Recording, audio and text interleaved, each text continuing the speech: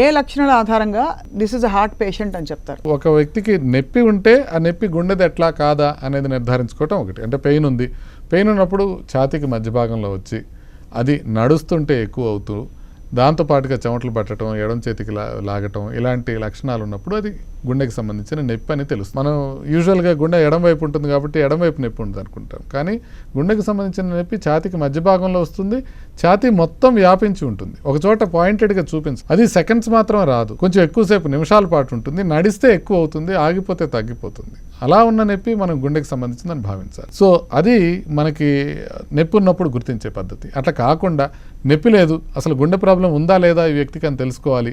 అప్పుడు ఏం చేస్తామంటే ఆయనకి 2-3 బేసిక్ టెస్టులు ఉంటాయి. ఈసీజీ ఒకటి, 2D ఎకో ఒకటి, ట్రెడ్మిల్ టెస్ట్ అని ఒకటి. ఇవి చేసినప్పుడు ఇవి బాగున్నాయనంటే మనం ఆయనకి గుండె జబ్బు లేకుండా ఉన్నట్టే మనం నిర్ధారించుకోవచ్చు.